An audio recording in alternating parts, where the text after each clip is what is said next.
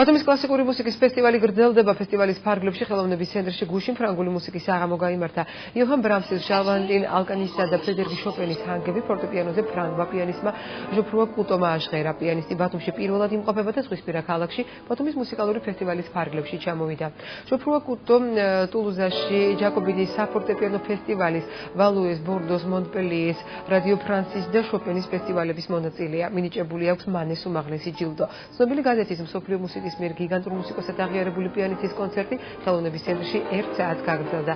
ჟოფრუა კუტოს კონცერტს აჯერის მთავრობის თავმჯდომარე, აღმასრულებელი და საკანონმდებლო ხელისუფლების წარმომადგენლები და ფრანგული ინსტიტუტის დირექტორი ესწრებოდნენ საღამოს, ასევე ესწრებოდა ფესტივალის დამაარსებელი პიანისტი ელისო ბოლქვაძეც.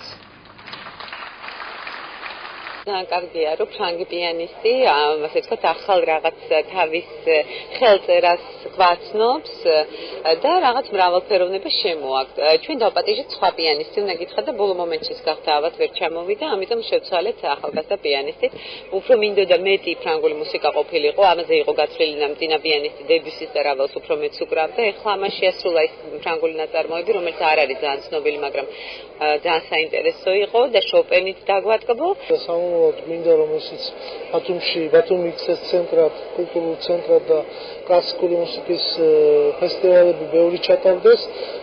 ამ კუთხითაც გვაინტერესებს ტურისტების მოზიდვა, არის საკმაოდ სარფიანი და მნიშვნელოვანი. დიდი მადლობა მინდა გადაუხადო ქალბატონ ელისოს, დიდი ძალისხმევა და შრომა ჩადო, ამიტომ ჩვენ კიდევ მთავრობად მზად ვართ, რომ სამომავლოდ გადავდგათ ის ნაბიჯები, რაც ხელს შეუწყობს ამ ტრადიციების გაღრმავებას.